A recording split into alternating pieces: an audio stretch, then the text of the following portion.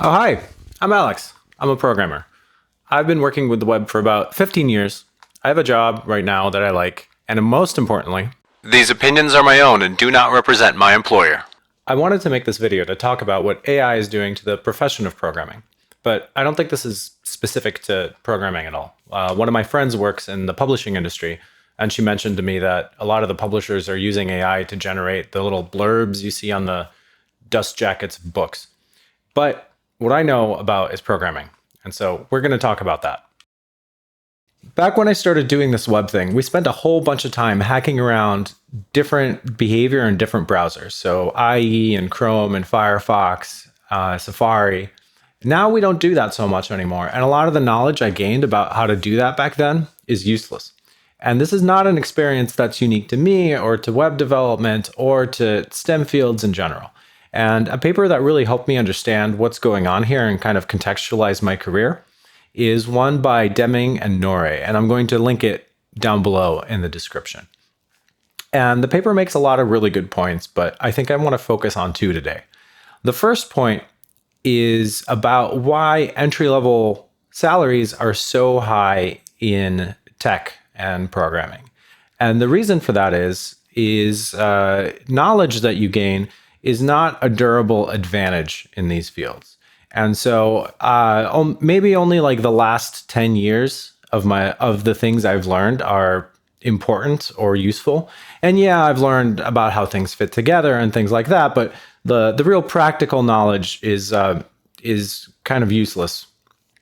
And so this is not unique to programming, like I said, and this is what lets young people command higher salaries, because there's only a maximum difference of 10 or so years, depending on which field you're in, of how far behind you are everyone else. And so it's easier in some ways to catch up. This is also why salaries tend to plateau after you get some number of years into your career in these fields, especially my field. I think if you're looking at the market, companies don't really value a very senior software engineer, except for people who are truly exceptional, much more with 30 years of experience than they do with 20 years of experience, for example. The second point the paper makes that I think is really interesting is that a lot of the top performing individual contributors will consciously or unconsciously realize what's going on and realize that they're kind of hitting a plateau, and they will try to get out of the individual contributor role and get into a different career or different position where they can get a lot more durable skills, and they're not on this treadmill anymore where they're trying to learn things faster than the things they've already learned are becoming obsolete. And so you can see this with something that was happening around me, which is a lot of people who are individual contributors trying to get senior enough so they can switch into a management role. And then once you're in management, a lot of those skills are more durable. You're dealing with people, not so much the flavor of the month's technology. And so you don't have to run on this treadmill quite so much.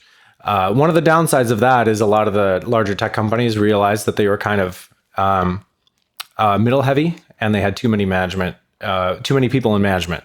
And so if I remember correctly, and I'll put it up on the screen, at one point Meta actually told a bunch of its managers that, like, hey, it's time to go back to being an individual contributor, right? It's time to get back on the treadmill, time to learn all that stuff.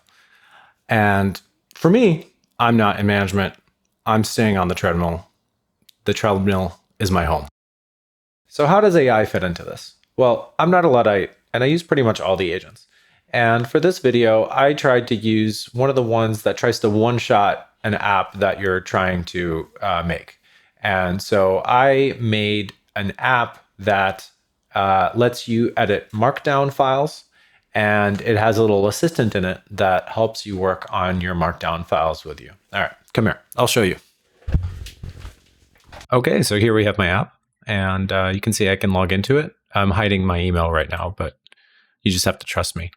And here we have some documents. So I have some recipes in here, and I can retitle them. So this one is bagels. And we can save that. It auto saves. and then I can make a new document. And after this toast goes away, I can say, put a recipe for, let's say, donuts in this markdown document. And this goes out to the agent. And then the agent has access to tools that it can use to update the document that we're currently working on. So here's our donut recipe. And then we can preview it in a nice HTML format, and we can save it. And we can view our other documents that we have in here. So not super complex, but we have user accounts. We have per user account documents that are persisted, and we have an agent that can interact with the documents with tools. Now, I had to guide it to that result, of course. And I know a lot about how web applications are supposed to fit together. And so whenever this thing made a mistake, I could go in and I could tell it what was wrong. But that was the result of just a couple hours of me lying around and lazily prompting it while I was honestly paying attention to other things a lot of the time. And a lot of the things that I know I didn't really have to use because the AI can do that part for me. And I'm just doing a lot of the high level things. And right now, people are using these things for one-shotting internal applications or vibe coding proofs of concept, but I don't think it's going to stay there.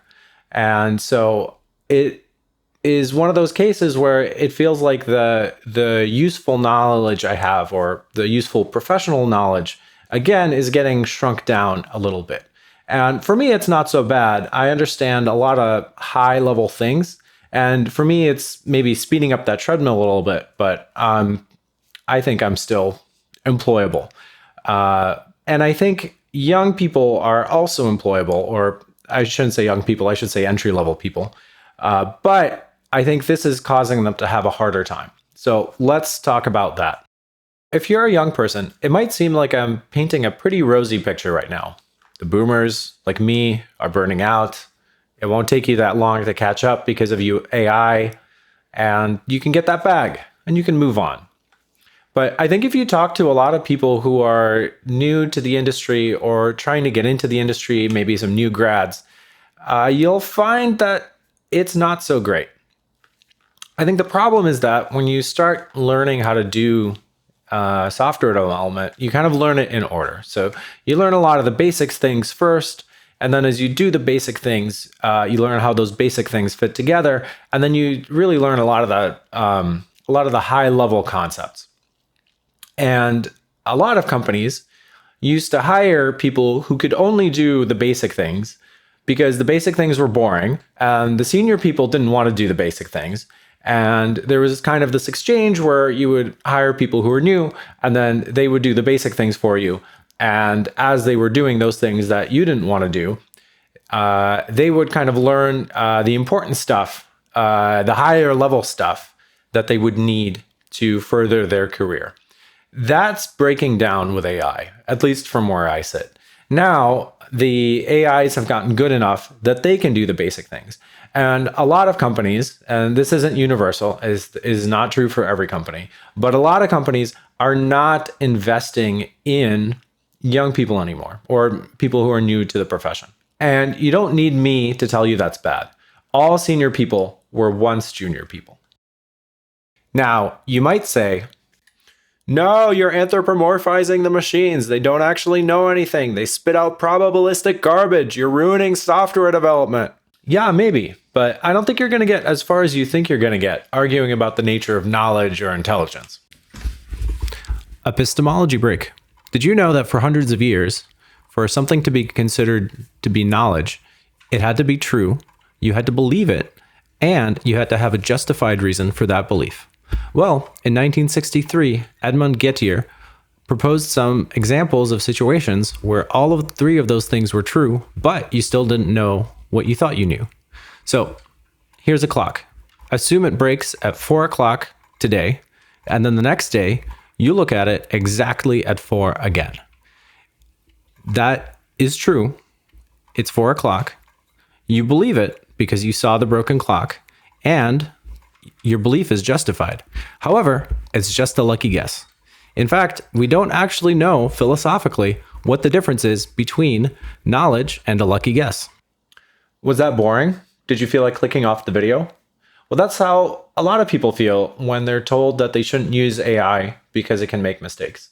It's already good enough that it makes mistakes infrequently enough that people feel like it's speeding them up.